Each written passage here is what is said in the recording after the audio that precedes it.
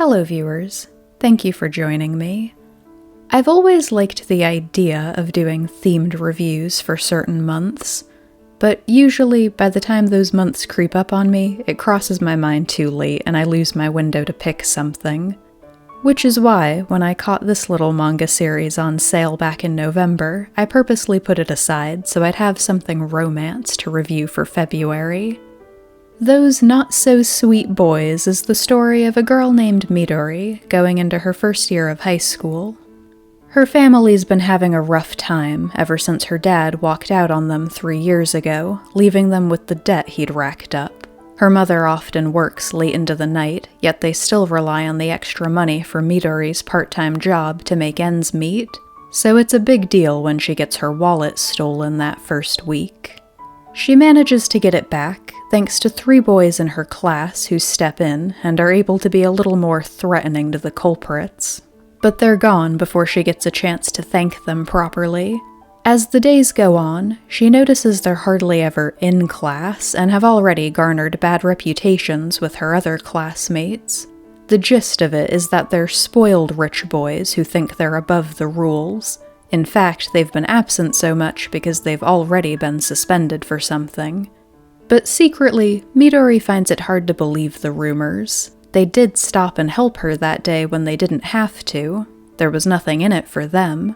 Surely no one who goes out of their way to help a stranger can be that bad, right? That belief is put to the test not long after, when she's called in for a meeting with the school chairman. Midori didn't look too deeply into this school past the scholarship offer and how close it was to home. She's told now that they don't actually allow their students to have jobs, but he's willing to make an exception for her, if, in return, she's able to convince her new classmates to come back to school.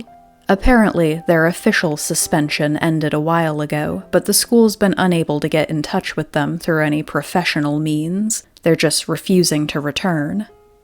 On the one hand, I found this to be a pretty fun premise for a story. On the other, it felt like a horrible abuse of power. I like to think he wouldn't have forced the issue if the chairman had known that it was a matter of Midori dropping out to help support her family if she couldn't get this to work. The chairman comes across as a little whimsical and irresponsible, but generally a good person. But Midori's impressed by how much he seems to genuinely care about 3 students that everyone else has already written off, so she agrees to his terms. Midori herself was likable from the start. She's hardworking, does her best to be positive, and is the type who's maybe a little too honest, as we see when she confronts the boys and immediately tells them the whole story of how she ended up here and what's in it for her to get them to come back. It was nice to know there wouldn't be any predictable drama about that if it only got revealed later, but it also didn't make the most persuasive argument.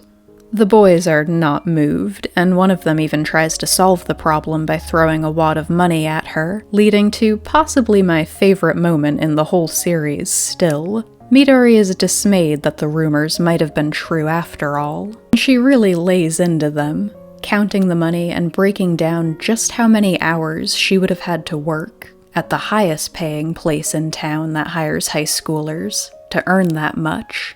And she doesn't just stop at the hours, she goes into the stresses of those shifts, being on your feet that long after being at school all day, dealing with drunk customers all night because that particular job is at a bar. She really shames them for not being able to appreciate the value of the things they have, and I was so here for that.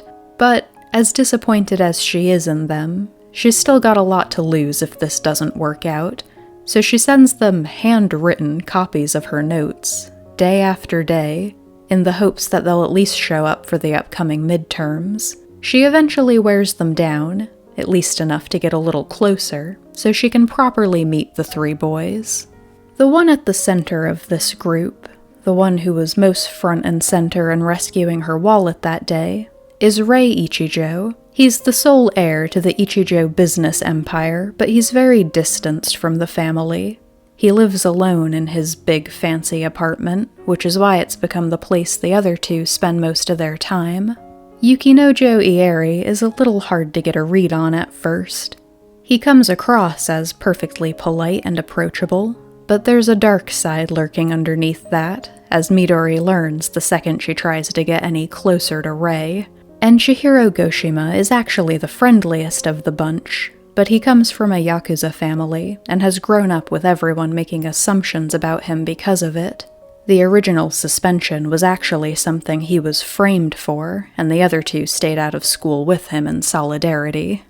The first 2 volumes focus on clearing the boys' names, getting them back to the school, and then getting their classmates to see that they're not so different from everyone else.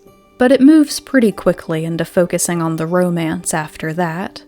Yuki's strange, territorial behavior around Rei, Chihiro's own budding feelings for Midori. It's pretty clear from the very first chapter that Rei and Midori are going to be the endgame. Chihiro gives up on his feelings in favor of their happiness nearly the second Yuki points it out. And you probably all know by now, nothing excites me less than a love triangle. Normally I'd be all too happy to skip it, but honestly, I would have rather she ended up with Chihiro. He's by far the most likable of the 3, and despite coming from very different backgrounds, they've actually got quite a lot in common, just with their general outlooks on life and how protective they are of their younger siblings. Rei's fine, he's just pretty bland, to be honest. Even Yuki's interferences feel pretty mild.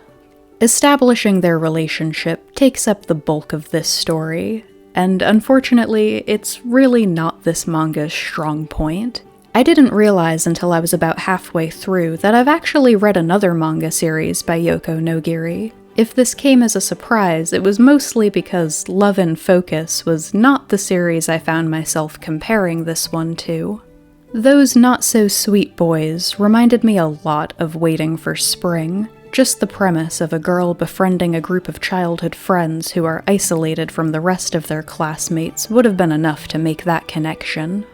But I'll put a pin in that for now. Those Not-So-Sweet Boys was okay. I think there are a couple moments where it really shines. The first volume was strong. I try to avoid spoilers, but this series makes that a little tough.